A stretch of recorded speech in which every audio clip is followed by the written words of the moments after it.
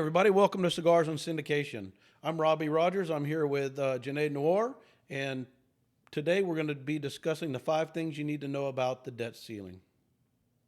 Hi, everybody. I'm Janae Noor. Thank you for joining us on Cigars and Syndications. What are you smoking today, Robbie? Today we're smoking the Davidoff Intenso Robusto, and man, it is a really good smoke so far. I'm enjoying it. So this is I believe it's a 2020 limited edition. Uh, it's a really good smoke. I had it the other night when I was actually up in Chicago where I got these from.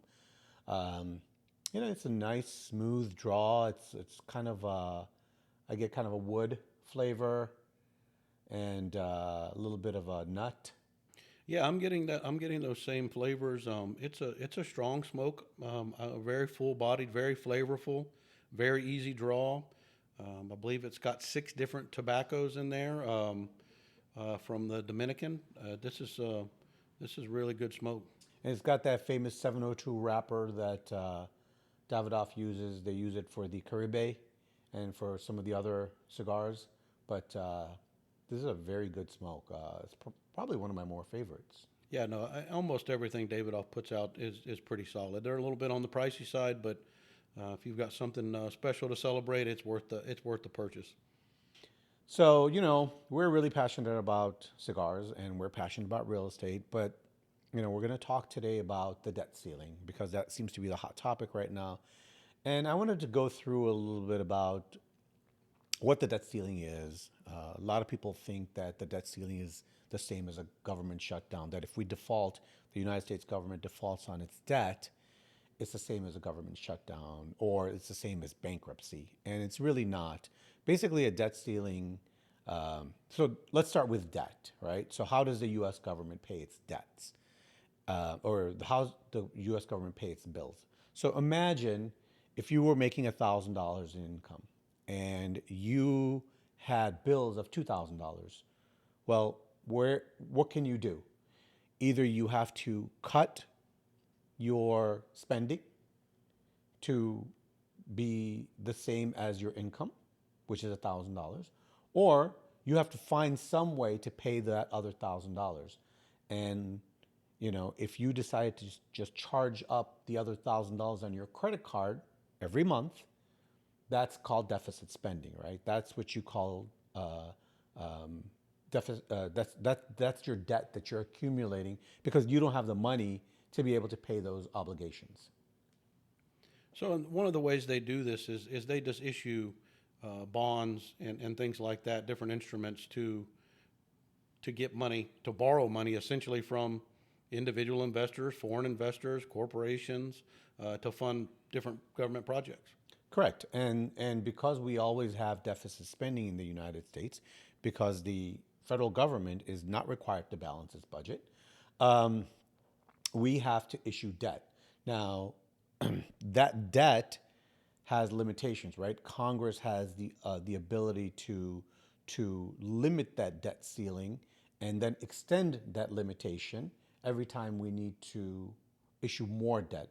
And the reason they did that was because if they didn't, the federal government would just keep issuing currency and issuing bonds and just accumulating more debt, and so they did it as a measure of control. Right, and it's a very contentious topic, and it's very politically charged. Do you think you could touch base on maybe some of the differences between, the Republican philosophy and the Democratic philosophy in the debt ceiling? Well, the U.S. has about $31 trillion in debt. That's a lot of zeros. Uh, and the last time the budget was balanced was under the Clinton administration. But both Republicans and Democrats have a hand in increasing the debt. Um, Republican philosophy, the old Republican philosophy was that we want to keep spending to a minimum, and we want to not create so much debt. But the Republicans these days are doing the same thing that the Democrats are. The only difference is that the Democrats want to not make any cuts in social services and spending for social programs, whereas the Republicans want to make sure that the cuts don't happen in any military or defense spending, um, or taxes. Right? They don't want to cut. They don't want to. They don't want to increase taxes either. Yeah, I mean, and these differences make it really tough. My personal feeling is that why can't you balance the budget? And I know it's way more complex than that. And I just it's frustrating to see the different things that get tagged along in these debt ceiling increases and stuff like that. Yeah, so just to give you some numbers, 16% of the current debt that we have right now was added under George W. Bush. About 30% was, and again, remember under George W. Bush, we had the Iraq War.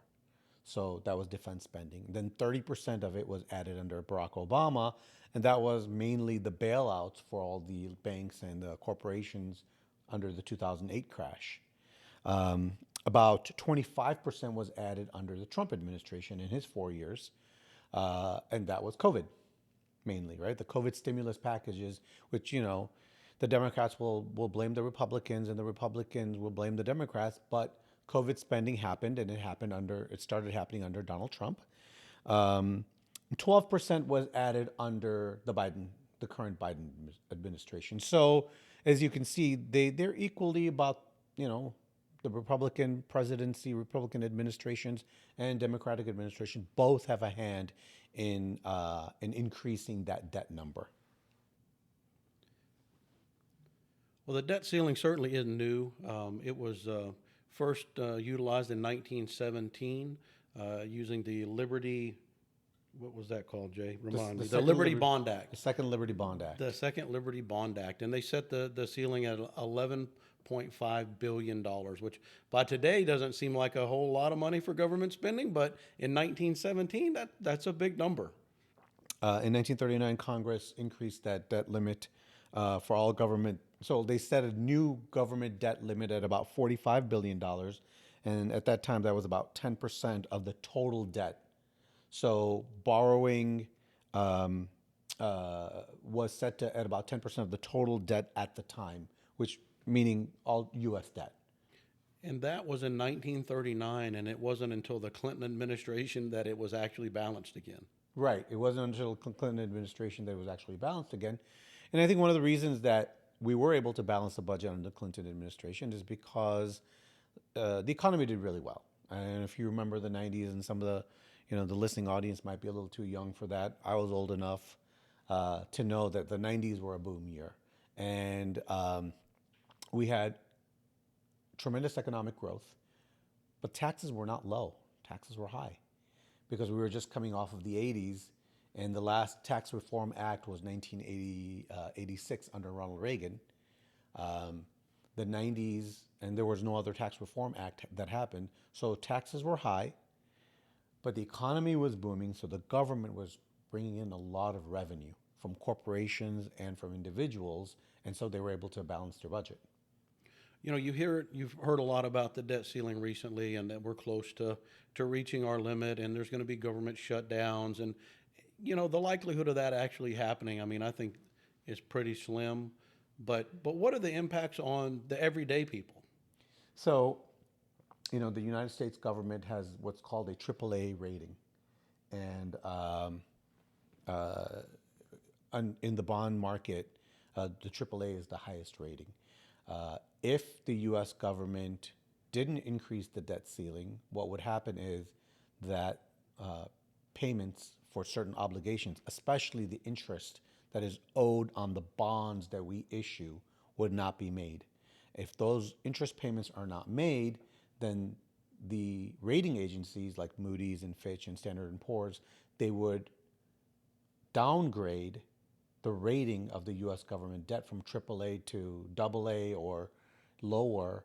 And then what would happen is that investors all around the world would then want higher interest rates for their bonds, for the U.S. bonds. So think of it from the perspective of your FICO score, right? Everybody knows what a FICO score is.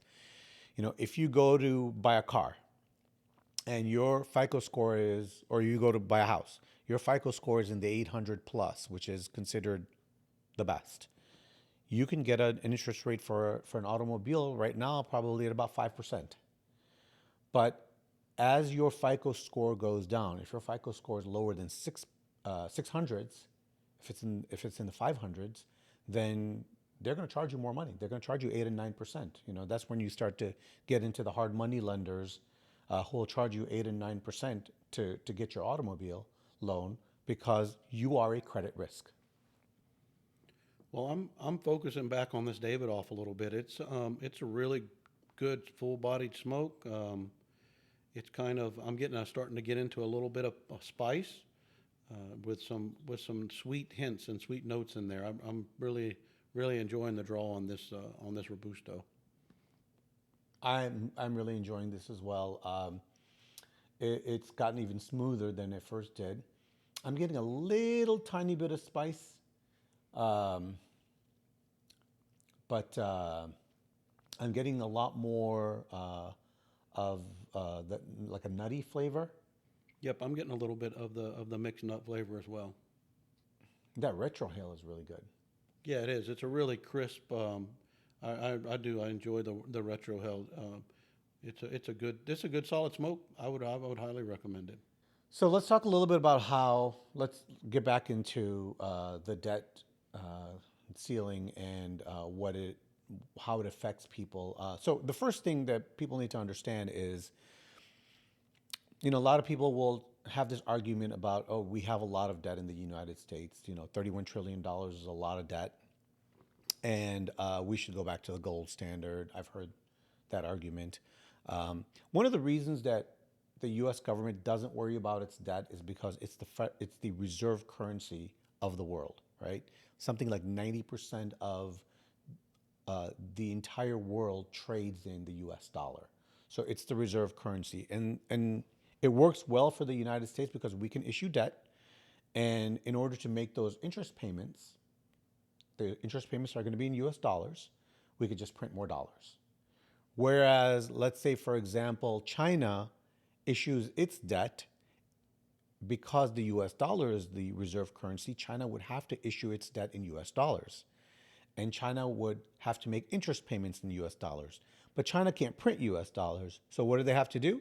They have to go and purchase US dollars for the yuan, and in order to make those interest payments on their debt. And we know China doesn't have any debt, but that's just an example. If Australia did the same thing, the European Union has its own debt.